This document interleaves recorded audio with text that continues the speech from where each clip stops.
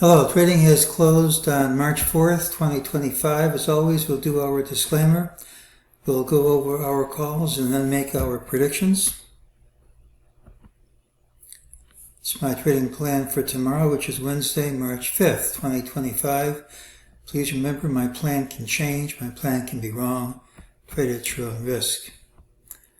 I have a number of people ask how to get the rules of my system. You can order a webinar here. The book itself is out of print. Sometimes I see it on Amazon. The electronic version is still available from Harriman House. Well, what a wild day. Well, first let's go over what we said. We look for the pattern with the early low tends to be a rally day with a high in the final hour. We got that. Usually closing near the high. We didn't do that. If that's maintained, it's negative. But tomorrow's open can substitute for today's close. So if somehow we can recover all this and gap and trade over here early, all that negativity goes away. I'm going to come back to the longer term picture in just a minute. We're going to change the order, take a look at today's action first from a MEJT perspective. Early on, MEJT said this drop was false, it wouldn't stick. It retraced. Said this huge rally was false, it wouldn't stick. And that's retraced. So that's played out. This is Tom DeMark's TDST line. This is a 200-day moving average. Support is one full bar under the line. So this is support. If tomorrow we print one bar completely under this bar,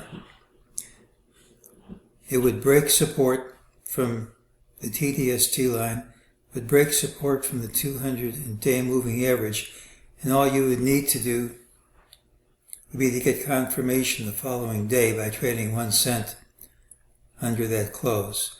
So I don't know what's going to happen tomorrow, but if by chance we gap under this low and hold it all day and then get the confirmation, that's a major break of support.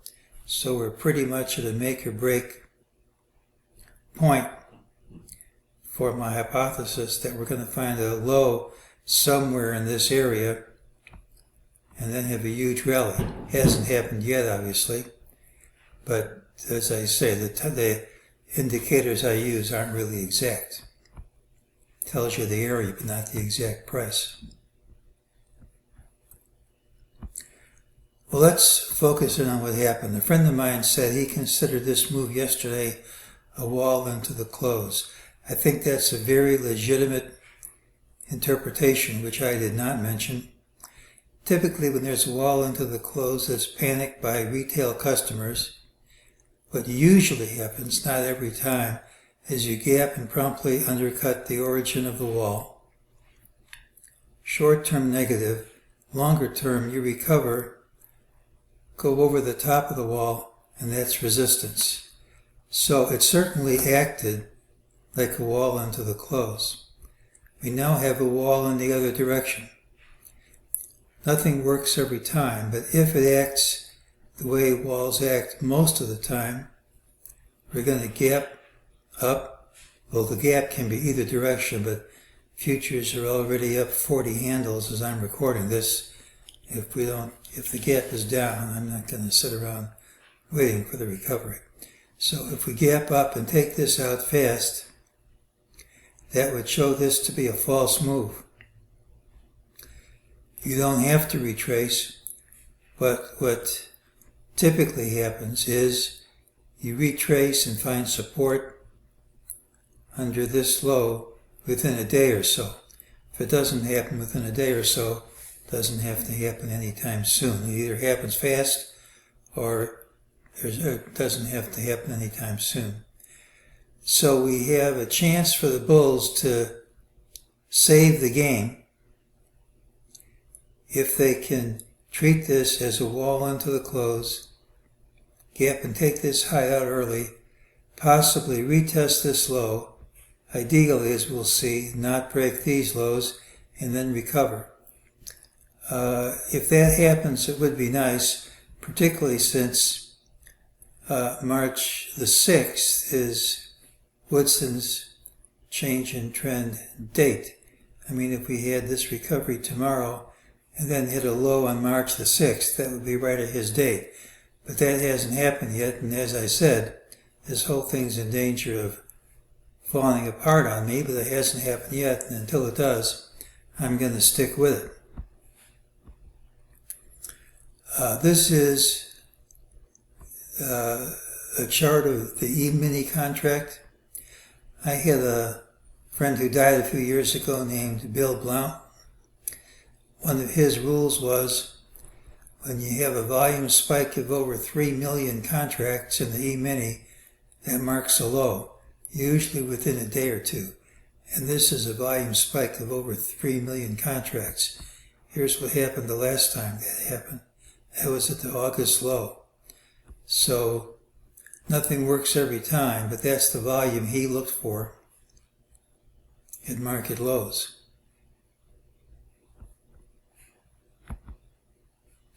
Now, we said yesterday we connected this low to this low, got a trend line, we bounced off it. Yesterday I was hoping this low was going to hold. I had all kinds of things compatible with the low here, and I said the only thing that would kill the idea, only thing that would make the bearish move continue would be to gap under that trend line. Well, we gapped under the trend line, but we didn't hold the gap, and therefore it isn't a gap, and according to that rule, this shouldn't stay. Now, I was taught to connect this low to this low, and that's what I did, and that trend line hit at yesterday's low. But what would happen if I connected this low to this low, which is also a valid trend line?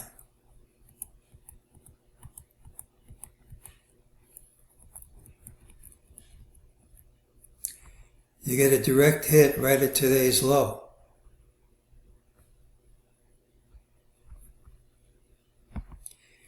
And not only that, this is a parallel channel with the line drawn that way, and it hits right here.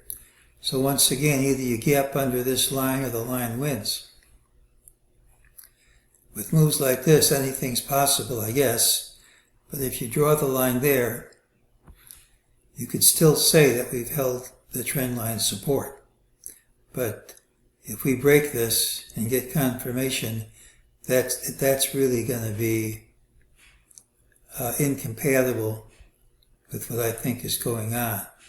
At some point you have to have a stop, and that if we break through everything I showed by gapping down, that would kind of put the kibosh on it for me, and I'd have much lower targets. Now, how do you count the waves? Well, this is the old count, but that has to get thrown in a circular file. But it's not too hard to resurrect it. You would still call this the next wave. You'd have an ABC. C equals A right here. Red C is twice A. I mean, it's a valid count, but I think you can come up with all the valid counts you want, and if they don't reverse, it doesn't mean anything. You can always find some kind of count. Now again, futures are up 40 points last time I looked. This is a 100-point drop, and if we can recover all that, it doesn't mean anything. And if you recover a drop without taking out these lows, it adds credence to those lows holding, which is still I'm looking for it to hold in this area, and if not, we're in big trouble. Well, Wednesday's pattern is really low regardless of where we open. Today's normally bullish pattern wasn't, and if that's maintained at the open, this should lead to lower prices at some point tomorrow. Doesn't mean you close lower. But gapping and promptly overtaking the high day kills the pattern, and that's quite possible as we have a wall into the close, and futures are up sharply as I'm writing this. We have support from a 200-day moving average, the demarked TDST line, and the new trend line I drew today. This is pretty much a make-or-break area for the bull case. If we maintain a gap under today's low, which I'm not predicting, but if that happens and confirmed the next day, we should have much lower prices. We're really at an area where bulls need to hold support. Woodson's turn date's Thursday. We're really close enough. This is within 2 days. We have all that support I've shown. Sentiment indicators are at levels that are seen only at lows. We have the huge volume on futures, 3 million plus shares. All these things are compatible with a low. Picking the exact point obviously has not been easy. And if this isn't a low, it's going to be pretty much bombs away on the downside, because huge swings like this are typical of market highs, not market lows. But we haven't broken support yet, and as long as support holds, I'm going to keep crossing my fingers and hope we get a reversal here and head up. And I'm keeping my powder dry till we do. It's the pattern tomorrow with the early low. I'm hoping to see this wall overcome, perhaps a retest, and then go up, and I'm hoping this level's going to hold. And if it doesn't, then I'm going to have to just eat some crow. So that's today's call.